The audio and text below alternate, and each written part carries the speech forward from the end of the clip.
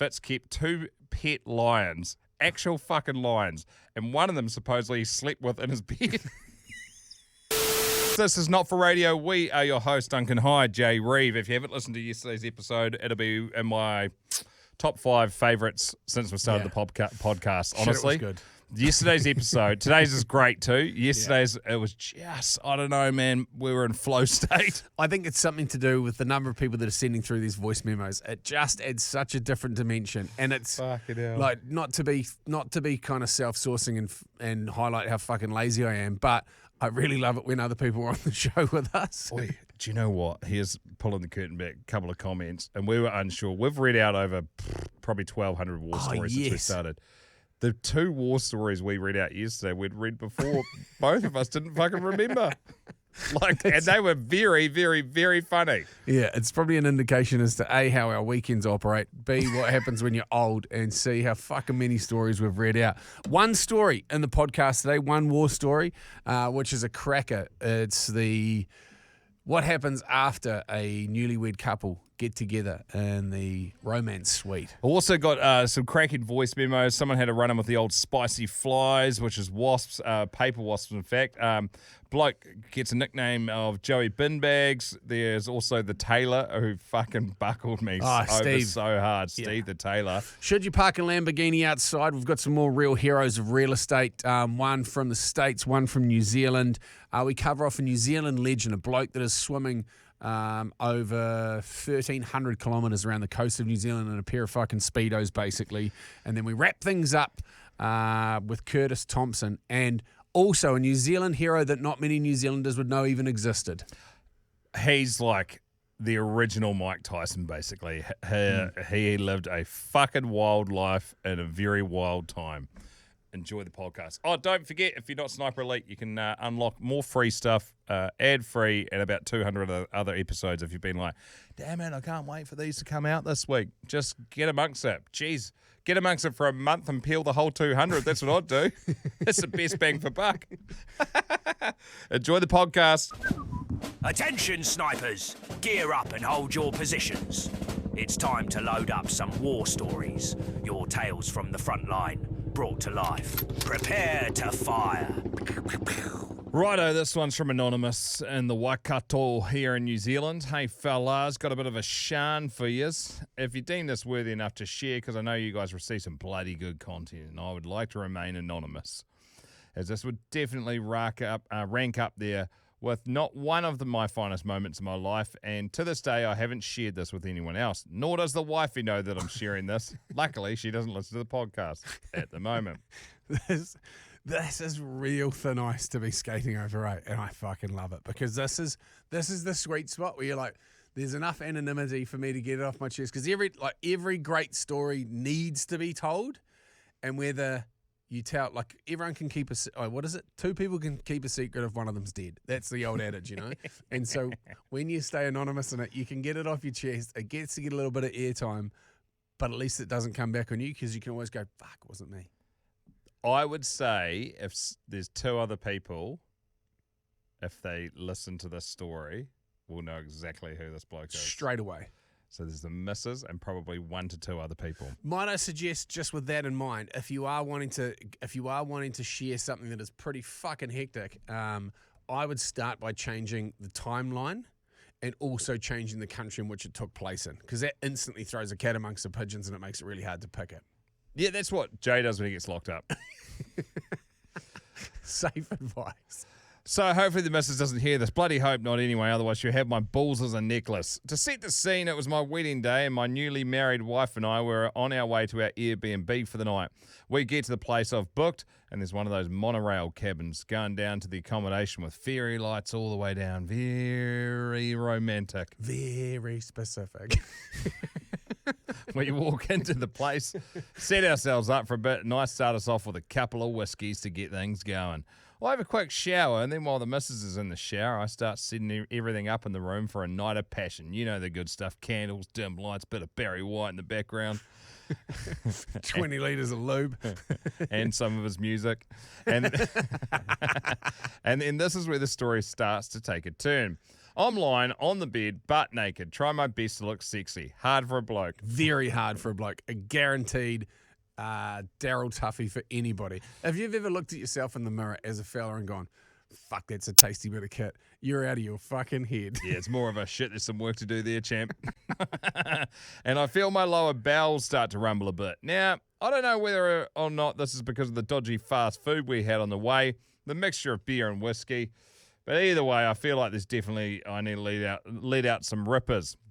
I'm fairly confident that the missus will be in the shower for a bit longer, so I lift one cheek and let out one almighty fart that would put most blokes to shame. Jesus! The stench that followed assaulted the nostrils with some fine notes of ripe cheese and rotten eggs and was surely going to ruin any atmosphere of sexy time. So I'm dashing about, opening all the windows and trying to fan it away from the bed before Mumsy gets out of the shower. Now, something I feel I need to point out here is that the room is fairly dark and I can't see squat. Luckily, I managed to get rid of the god-awful smell just in time before she's coming through the door and I'm jumping back in bed. So, we get down to business. I'm hammering away to Pound Town and I keep getting whiffs of what I can only describe literally as shit. I dare not say anything to the missus and she's not saying anything, so I just try and keep a straight face and think nothing more of it. We finish up sometime in the morning and I can't seem to smell anything anymore, so I'm pretty sure I'm safe. Oh, how wrong I was, boys. We get up the next morning, we make a breakfast and coffee and still basking in the feeling of being newlyweds. The sun's streaming through the windows, the birds are chirping outside. Life is fucking good. It was until the missus stripped back the covers on the bed because she's one of those weirdos that feels the need, even at hotels, to make the bed before we leave. That she then discovers, to my absolute horror, a big brown streak across the bed. Now, I'm not talking a little mark. I'm talking like someone's taken a small paintbrush, dipped it in some brown paint, and swiped it across the bed. She's staring at me, eyes wide open, mouth on the floor, back to the bed, back to me, back to the bed. How the fuck did I not realise that last night? That was what I thought was just a bad fart. It'd actually been the king of all sharts. After we'd both gotten over the shock of the situation, it turned into, oh shit, we can't leave this for the owners to see. Credit to the missus, she handled the situation like an absolute champ. Being a nurse, she's seen her fair share of shitty sheets. I can imagine the situation wouldn't have gone down well. Once again, fucking very specific. With most women. We both grab what we can to try and remove the evidence. I'm frantically scrubbing the sheets, but there's no way in hell that marker's coming off. And to make matters worse, it's actually gone through the sheet and onto the mattress protector. Fuck. We do what we can. We make up the bed and get the fuck out of there before the owners decide they want to congratulate the newlyweds before we check out. Needless to say, we haven't actually gone back. And we have joked about going back, but this time we'll put the reservation under another account. Anyway, hopefully you might have gotten a laugh out of that at my expense. Let's just say I've learnt my lesson about farting naked in bed. Love the Poddy, guys. Keep them coming. Just a dirty bloke from the White Cats. I reckon, without even knowing the bloke, I reckon I could find him in half a day. You're listening to Not For Radio with Jizzy J and Danger Daddy Dunc. Enjoy the girthy giggles. Love from your favourite cum guzzling brain hemorrhage victim, Daddy. Did she say? What? Hang on. Actual At fuck? the end, did she say Brain hemorrhage. that she's been mentioned on the podcast? Remember someone had a brain hemorrhage? Like mid going at it? Fuck knows. That's a rattler, though. But great stuff. Thanks, mate. There's a lot going on there. Benny Boy's howling out there. Holy hecker. Ah, well, we're there. So we've got a competition at the moment, guys. It's not for that. Well, technically it is. Well, It's a fuck it voice is, memo. actually. It is shit, sorry. Yeah, so Could be a winner. Here's a funny yarn. So we were like, oh, let's crank up the voice memos on the show. We love getting them. We don't get that many, if we're being completely honest. People, for whatever reason, love us reading out the stories like we just did. But myself and Jay love hearing the accents from across the globe in whatever form, if it's just, one of those amazing sweepers, little things that play between bits we're doing, or if it's a whole, like a war story. Amazing. Or just feedback, just anything. We love it. It makes us feel like even closer to the community that we've created. So we're like, let's fucking whip up this competition. We found some of the very last Now Money Can't Buy Not For Radio hats until the next shipment's in. We'll dangle the carrot of that, and lo and behold, fucking we'll be smoked with millions of messages. And then I get a comment yesterday that's popped up on the Sniper's Nightmare Facebook page. Now, if you're not a member of that, that's where it's like a closed group, a couple of 100,000 people on there that listen to the podcast. It's sick. And then someone's like, yeah, your link tree's broken. Basics. And I was like, huh? And so the link tree is where you click through to send the voice memo. So in every single episode, no matter which platform we've been on for I don't know how fucking long, this is also how people send us the typed out yarns. Yeah, and this is something that my wife brought up at the end of last year, and then I raised it with Dunc, and we went on, and somehow we still got through the link tree. So I don't know if it's the difference. Nah, because I tried on my phone too. So anyway, that's been a complete fuck up. Yeah. That has now been fixed on all of the previous episodes, which is no help to you if you've caught up, but we're across it. We did say as well, because some people said the voice memos aren't actually working internationally, but they are, because we are getting some people with accents. Just do the same thing, but send it through to the Not For Radio Facebook page. Now, we do have some here. We had, oh, by the way, if you haven't listened to yesterday's episode, holy heck, there's some beauties. Hi, fellas. It's Steve from the UK. Avid listener. I think you're both fucking crazy. Love it. Got a story from many moons ago when I worked for a tailor's in England. And when we were making bespoke suits, we used to have to write down letters of the alphabet on a sheet of paper that pointed out the customer's various body shapes. For instance, if somebody came in with a hump on their back so bad that they needed a wok to iron their shirt, instead of writing down that they had a really bad lump on their back, we would use a letter of the alphabet like W, for instance. If one shoulder was lower than the other, then we'd write down like an L. I can't remember the exact letters, but instead of describing somebody who was completely fucked up, the factory that was making the bespoke suit would get all the letters on a sheet of paper. And on this particular occasion, this guy walked in, and without putting too much cream on it, he was a fucking mess. He had a drop left shoulder, he had a hump on his back, he had one leg shorter than the other. And basically, I was writing down all of these letters and ended up with SLAFC. I'd then send that sheet away with his measurements, and then the factory would make the suit. They then send it back. The tag would be on the sleeve. We were supposed to take the tag off before the client tried it on, but on this particular occasion, about 6 to 8 weeks later, the suit arrives. I'm dealing with the guy. He's trying it on. I put it on. As I said, he was really fucked up. He takes one look at the sleeve.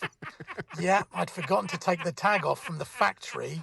He takes one look at the sleeve, rips off the jacket, throws it on the floor, and says basically, fuck you, I'm not buying this suit, and walked out.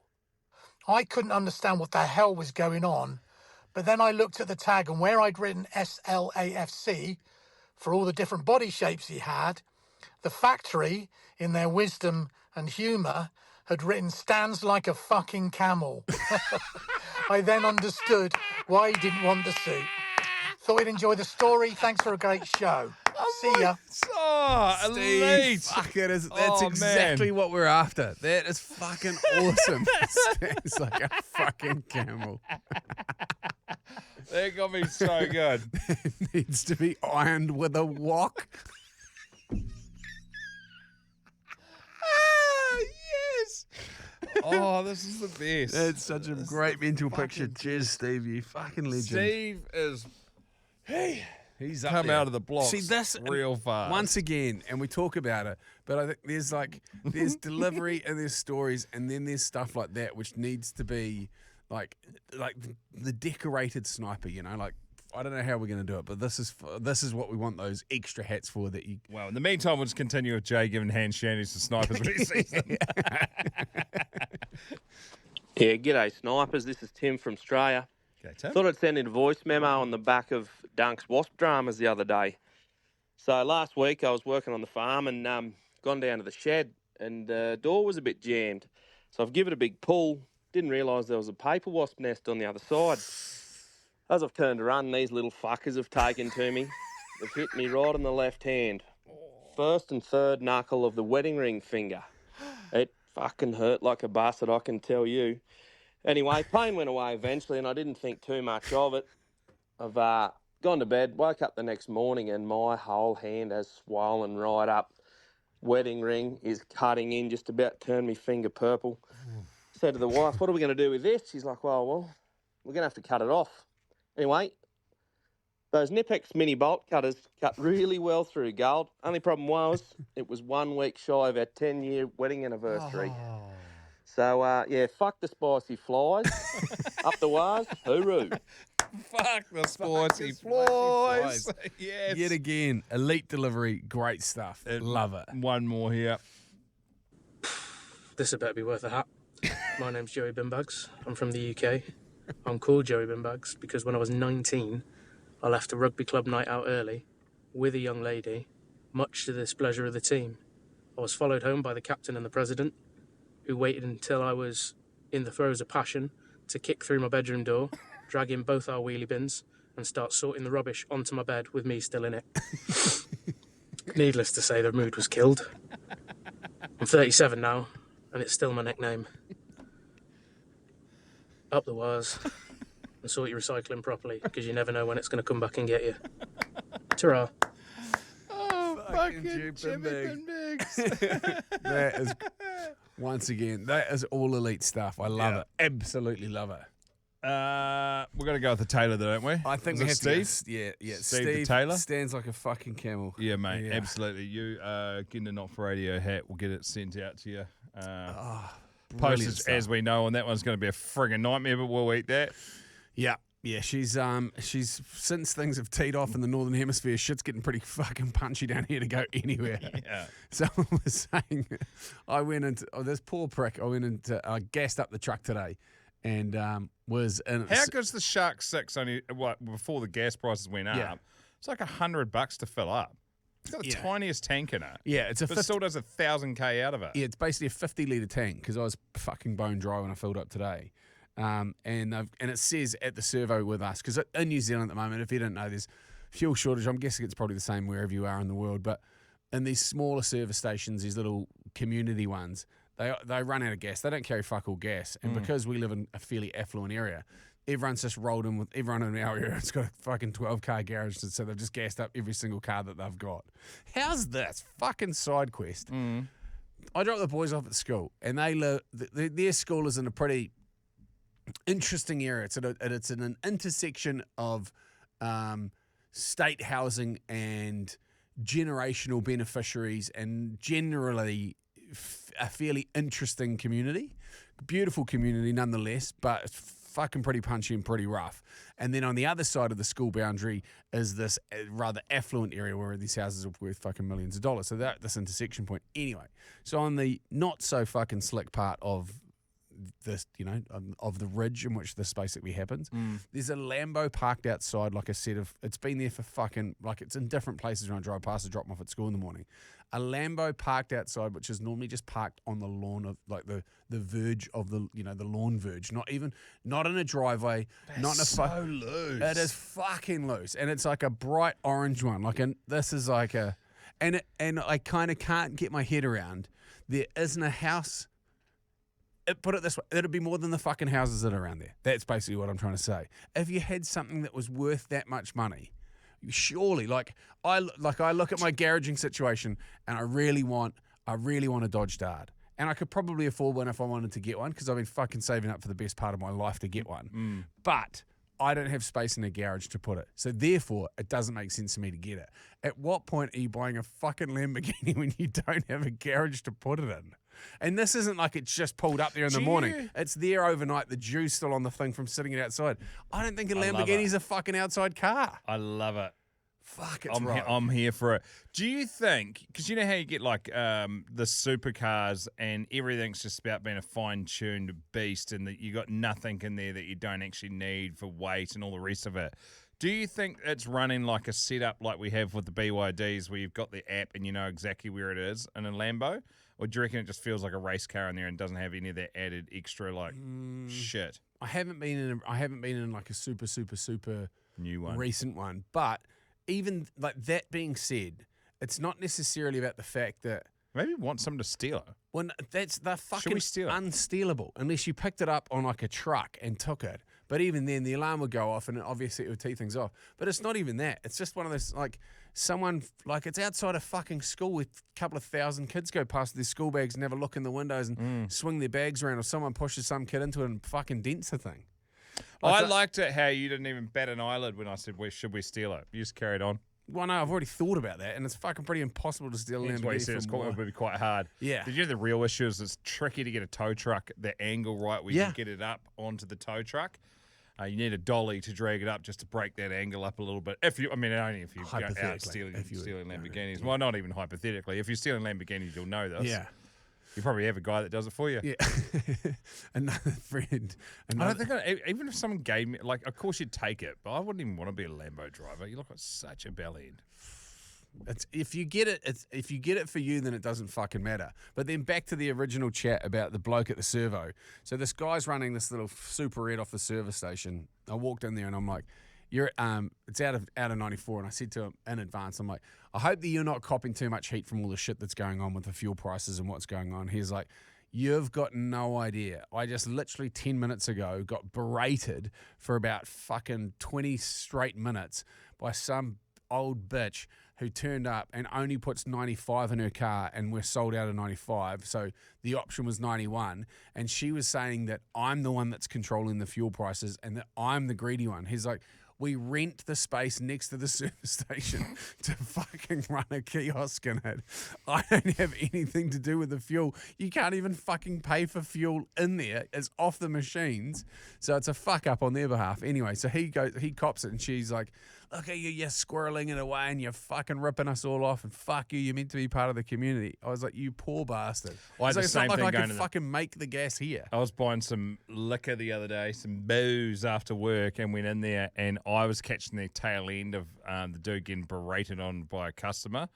And I got a little bit of it. He was complaining basically about the fact that the box of beers he buys there is $3 more expensive than the box of beers that he buys at the supermarket. So fuck off to the supermarket is my advice. Yeah, and I was talking to the missus who used to work for one of the booze companies. She was like, we fucking sell it to them more expensive. Like, they're making fucking less margin than what the big supermarkets are. Totally. Which is just ruthless. Anyway, so I went and got my shit, a couple of bottles of wine or whatever it was. Walking out, beep, beep. I was like, that guy's a fuckwit, eh?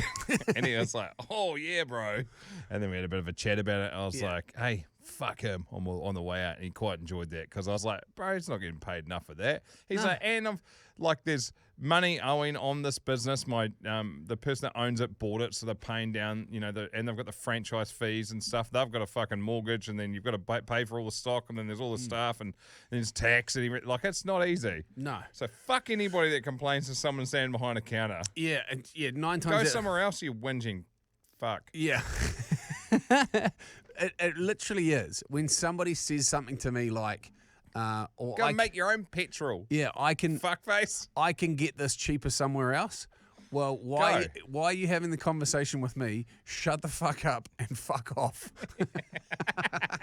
Oh man, I can get this, mate. Why would I buy a box of Powers for $30 when I can get these ones for $27? Because you're not buying the same fucking thing, you idiot. It's like me saying, well, I can buy a grapefruit for $1.20, and then a mango costs me $6. No shit, they're different fucking things.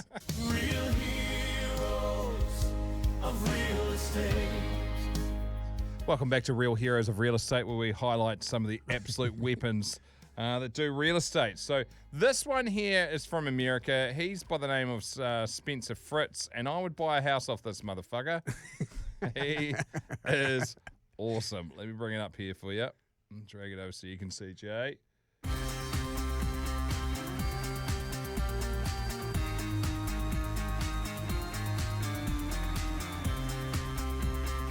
There he is, looking slick. Everything I touch turns to sold.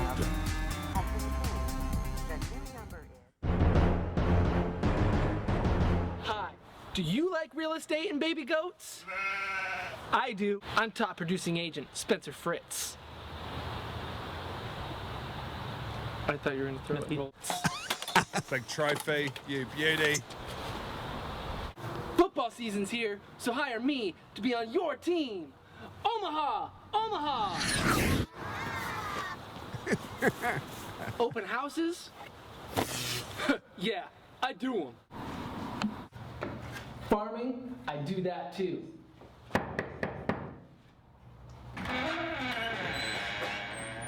Just gets the door shut on him. Online marketing and negotiations.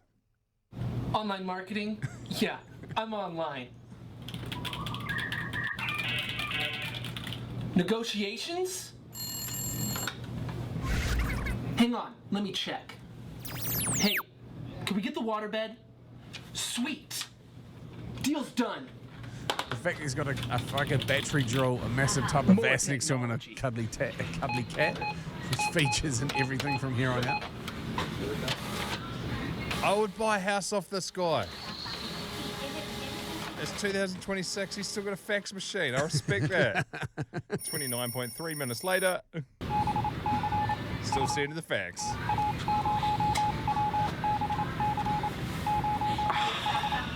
He is committed. The Spencer guarantee. What does this involve? If I can't sell your house within 2 years, I'll buy it for free. And that's the Spencer guarantee. Shit. He wasn't even selling a house with that one. I don't mind it. He was promoting himself, which Pitching you've got to do himself. as well. In New Zealand, people find it real weird when they travel here. They just treat real estate agents like celebrities. They're on the backs of buses. There's fucking billboards with them. They're on bus stops as well. They pop up in your Instagram feed all the time. It's like people really battle with that in New Zealand to get there when they come here. Can you chuck this one in as well? Because this is another real heroes of real estate. A late entry, mind you. And this is Brendan Vink in Harcourts. I think he's in Te Amutu. Here we go. He's bloody great value too. Agents drive cars worth more than your yearly salary. I drive this 15-year-old European BMW that keeps breaking down. It won't start, but it builds character. Some agents wear designer suits. I prefer chinos. They still get the job done. But here's the thing, you're not hiring the car, and you're not hiring the suit. You're hiring Brendan Vink. Clear strategy, straight talking, hard working, and I give two hoots about your outcome. Results matter, so does your experience. If you want both, give me a ring. Agents drive cars with... Yes, Brendan Vink, Harcourt. Yes. Fucking Brendan Vink and TA getting the job done. Well done, real heroes of real estate. We appreciate every single one of those.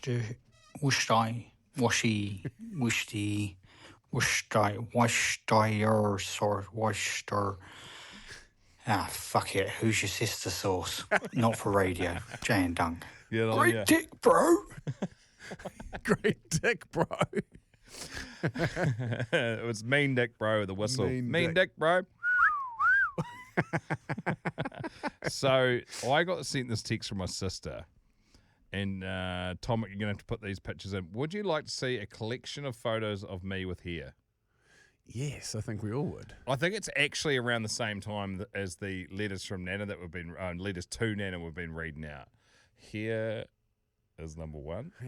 Zoom. Oh, do you want me to zoom in for you? Yeah. We'll add these in after. Number one. Yeah, quite hunky.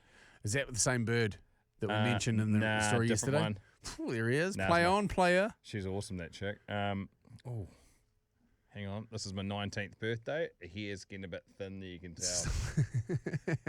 Starting to have a rapid. You've always got the Cheech and Chongs as well. Look at that.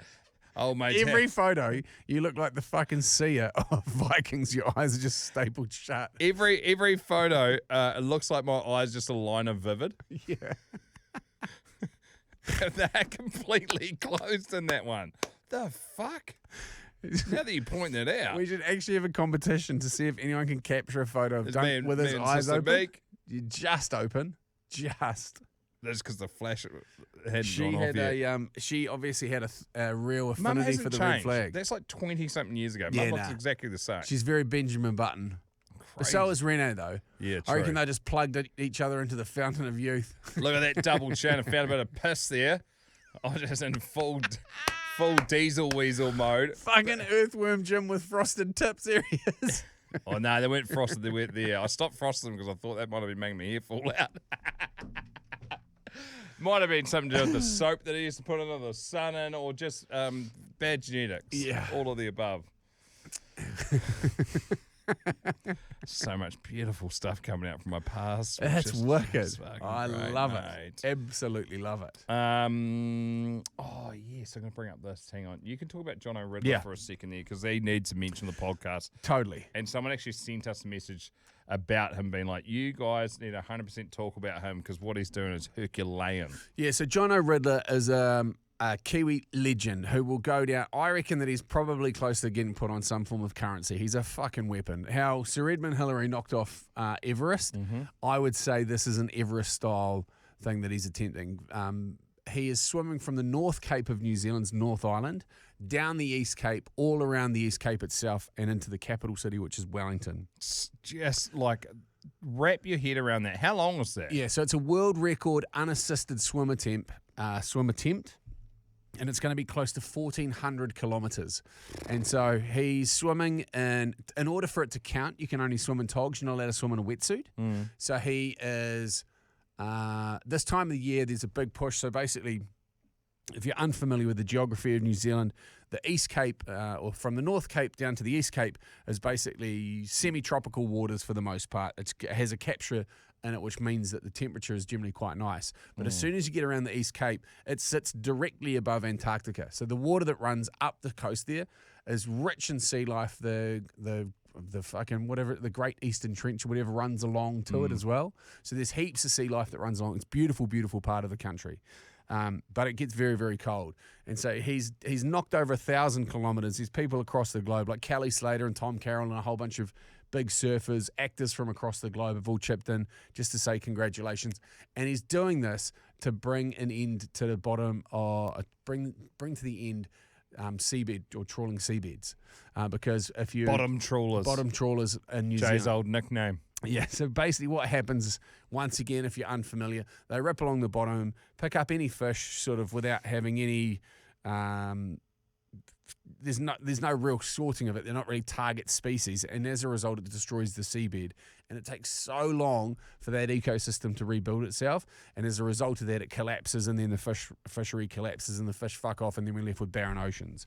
And so he's going hammer and tongs to get this thing done, and it is so fucking wild. He's getting this barbed wire jellyfish that he's swimming through at the moment, and he's been in it for the last 3 days. His tongue is swollen so much you get what's called salt tongue, where if you imagine osmosis, there's so much salt water outside of your body that it tries to draw moisture out of you, or fresh water out of your body, or salt water gets ingested, and then your body brings all of the fresh water out of your cells to sort of swap it, and that's what ends up giving you secondary drowning. So even as you're swimming, slowly ingesting salt water over that amount of time, he's basically waterboarding himself to death. And coupled with the fact that there's this massive surge fucking blowout in Wellington at the moment, so there's so much shit and Just fucking swim past TP. Mr. Hankey. He's meant to be coming in either this weekend or early next week to finish the swim. He might not even be able to get in because you're not allowed to swim in the fucking water because it's so grubby. Which then further highlights sewer pipe busted. Yeah, further highlights how shit our systems are in and around our oceans. I think, we're in the top 10 for biggest coastlines of any country in the world. Yeah, I think we're in the top 6 or something. We might have been number 6. Yeah. If you want to sign the petition, because I think you can sign it internationally, we'll put a link in the show notes. You definitely can. And it just needs to get to 50,000. And there's a shitload more people. Last time I checked was like 30 when I signed it. Yeah, so it would be awesome. We'll put it in the show notes, and it would mean the fucking world to me. It would mean the world to me if you went on and signed it. Just to show this guy that what he's done, we give a fuck about. And regardless if you live here in New Zealand or on the other side of the planet, we need to start giving a shit about this stuff, because if we don't now, it's irreversible for generations to come. And I care about what's happening on the other side of the planet, and I hope that if you are on the other side of the planet, you can care about what happens here, because if you haven't been to New Zealand, I would love for you to one day come. And if you make it out here, fuck me, it'll be the hell of a time. We'll make sure that you see it for all that it's worth. And I think that he needs to be probably put up in lights a little bit more, because he's been getting fuck all cut through in terms of media, because, well, it's just not a sad story. It's a bloke that's really trying his ass off. And you can't see it. No. If there was fucking kilometres of car crashes on the northern motorway, you can be damn sure it'd be fucking absolutely all over the news. You wouldn't be able to stop it. Going to move on to Curtis Thompson. Great sniper. This is the one I was chatting about on the podcast yesterday. He goes, I'd like to thank you for helping me through the darkest of times. I'm on episode 427 for the 4th time around since Christmas. And fuck, I don't stop laughing. Be proud of everything you guys do. You guys are international fucking legends. Started messaging him a little bit, and then I was like, fuck, I'm going to play one of those. Forget which one it is. I might just play them all. He was up for it. Thank you very much. I should also say that I've got 2 subscriptions. I have one for Apple and I have one on Spotify, which sounds a bit fucking weird, but sometimes Spotify fucks out with signal and it drives me mad. So I keep the one on Apple going as well, and so I can listen to either or both. And I try and keep the Apple one because I'm up to 461 at the minute, which is not too bad. Doing the what was it? The one who did all the drug trial thing over the year, the woman with the book, can't remember what her name is now. Anyway, just listen to that one again. And then I've also listened to all of the Rock Drive since Jay joined. So how about that? Not too bad. Am I an obsessed fan? Yes. I'm going to put a picture up for Not For Radio in a minute with all my Kiwi gear, because I've got fucking loads of it. And I love the sunglasses as well, they're fucking mint. Yeah, up yourself. That's what I said. Can I put it on? Yeah, up yourself. Yeah, that would be quite fun. Actually, I was the one on the original Q&A as well, talking about asking Jay about Otapuki when he was trying to buy a town, bankrupt Rover. Yes, that was me again. I've been here all the way, I tell you. And I bought those milk teeth, no tits, what are they, tablets today as well. So if I start having fucking nightmares, I'm going to blame you two. He's bought the sleeping tablets. Been trying to get them for ages, and then all of a sudden, now they do fucking international shipping, which is not actually that expensive. £17.50, $35. Fuck, that's $30 to buy. I think I had a good deal. Yeah, we'll go for it. Could I be any more Kiwi? Well, I could be if I lived there, but I'm 50 fucking 2, so a bit long in the tooth. Just the old. I'm going to finish on this. What a legend, mate! Can it fucking tip of the cat, Curtis? Fucking has he got a Not For Radio hat? I'd assume he probably does. He does. He's bought the hats and the sunglasses. Yeah. That's. I mean, I love the commitment. I love the. It's unreal. Yeah, you are literally. If you're listening to this right now, you are a part of Not For Radio, regardless. And we always say that if it all fucks out, it's your fault just as much as ours. Yeah. Now this one here. Oh fuck! This is the. We may do this instead of the final war story, which is all good because we just read the other war story next week. But I got sent this actually from Buster from the Two Flogs podcast. And when I say the name Jay, Bob Fitzsimmons, does it ring a bell? No. Okay. Fucking buckle up, because this is a story of one of the greatest New Zealand boxers of all time. And he's mad. He must be he'd be one of the most underrated sports people in New Zealand history. So picture this, 1897 in Carson City, Nevada.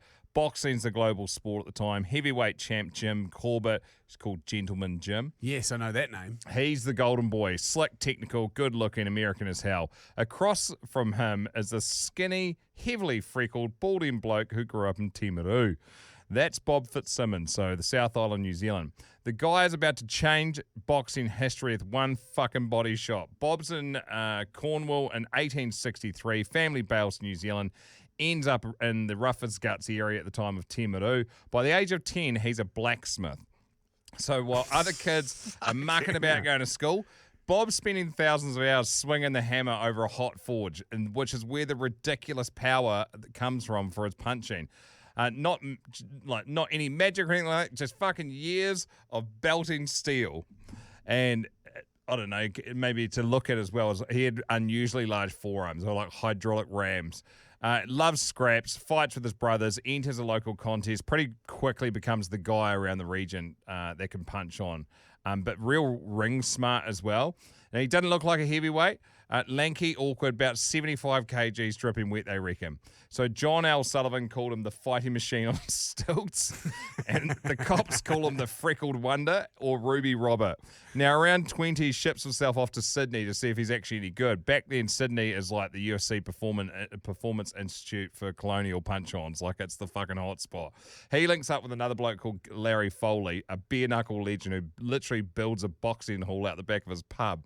Beer out the front, Fucking brain damage in the back. You beauty. Perfect. Foley's ahead of his time.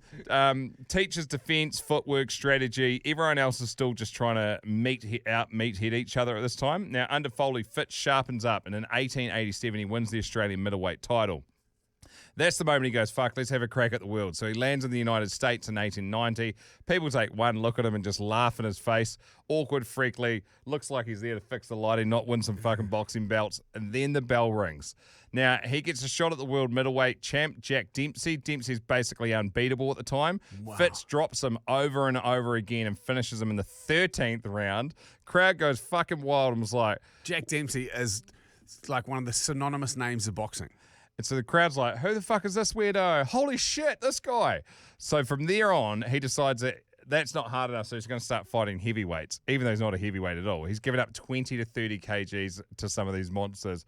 It doesn't fucking matter because his timing and power is just off the charts compared to anybody else. His signature weapon ended up becoming a perfectly punched left hook to the solar plexus, right in that soft spot up under your ribs that turns your whole body off. It just switches off and you drop. Yeah, it's amazing. If you've never been hit there, I got hit there by Stu, one of my sparring partners when I was training for. I've been hit there by Tricky before, and Shane tapped me, and it's literally just your whole body just fucking deletes. Like you just drop. Nothing you can do about it. So can't tough it out. You just get fucking ended. It's just gross. So then we get to 1897. James J. Corbett's the heavyweight champ, slickest boxer of the era, bigger, faster, younger. For most of the fight, Corbett is schooling him on points, and then Fitz gets dropped in the sixth. He's bleeding. It looks grim. It looks like he's out. In the corner between the rounds, he reportedly tells his team, I've got him fucking licked, which is an old-time way of saying, I've fucking got this. 14th round, bang, Fitz nails him with one of the famous solar plexus shots. Corbett folds like a deck chair, rolling on the canvas, can't beat the count, and that's it. The skinny ex-blacksmith from Temeru has just knocked out the heavyweight champion of the world with a body shot. And then that doesn't actually happen until a century later, which is when Roy Jones Jr. did it, because he ended up actually being a middleweight who held the heavyweight title, which is the only other person that's done it is Roy Jones Jr. Overnight, Fitz becomes a global superstar because boxing is the sport then. Papers across America are frothing over the frequent Kiwi who walks like a scarecrow and punches like a truck. He loses the heavyweight belt a couple years later to James J. Jeffries, a proper unit who outweighs him by more than 25 kgs but doesn't hurt his rep. Instead of retiring, he goes on to make more history. In 1903, he wins the light heavyweight title as well. So he's now the first bloke to ever be a world champion in 3 divisions, middleweight, light heavy, and heavyweight. So in modern terms, it's fucking insane. You've seen, and the distances between the weight categories then would have been further than what they are now. At the height of his fame, long before Mike Tyson, Fitz kept 2 pet lions, actual fucking lions, and one of them supposedly he slept with in his bed. And then he ends up dying from fucking pneumonia at the age of 54 in Chicago. So boxing nerds still rank him as one of the hardest punchers ever and one of the greatest middleweights of all time. So not bad for a fucking 75 kg freckly balding ginger from New Zealand. You know, like Bob Fitzsimmons, mate, we salute you, you fucking rogue bastard. There's an incredible sculpturist who's based, I think it's out of Timaru, or maybe Oamaru. It's in that region anyway, and she's incredible.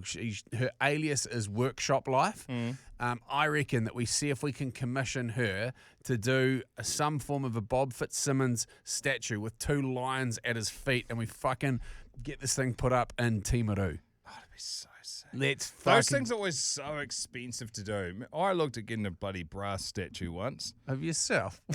What a fucking eat not.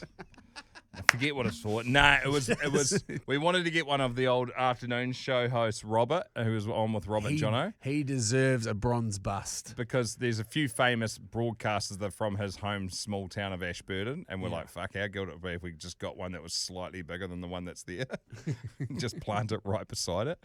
Anyway, it didn't end up happening because it's going to cost about $700,000, and that's all we've got time for today. Have a great weekend. I'm going to a mate's farm this weekend. Which is kind of like on the banks of a cool river that's got some forest up the back of it. It's got glowworms on one of the creeks running through the cave. And then all the kids are going, like multiple families. It's going to be great. It's called Camp Mana. We've got the big school fair this weekend, which is going to be... Which is just a piss up for the adults, eh? Well, yeah, it's huge. I've never been to anything like it. It's like a fucking AMP show. It's massive. Massive, massive, massive. So that'll be that. And the old boy's coming up too. That's it. You got more work for him. Yeah. Well, turns out putting this fucking safe in this gun safe that I grabbed is quite a bit of work. So yes. There needs to be a little bit of remodelling, a little bit of renovation. The old boy's up for it. Great. Well, up the wires. Have a great weekend. Don't forget, there's more chances to win if you become Sniper Elite. 2 extra episodes a week. It's the best way to support us. You can do that by clicking in the show notes. You'll find the link tree that now works. Yeah. And then click through there. Do it through Supporting Cast. It'll send you through to a Rover website. A couple of other ones are now building on there, but just scroll down. You'll see Not For Radio. Climb on in. We appreciate everyone for your support. We bloody love the voice memos. Nice new element to the podcast. And have a great weekend. Go well, go long. And always up the wires. Up the wires. You've been listening to Jay and Dunc's Not For Radio podcast. Thanks for listening. I hope to see you soon.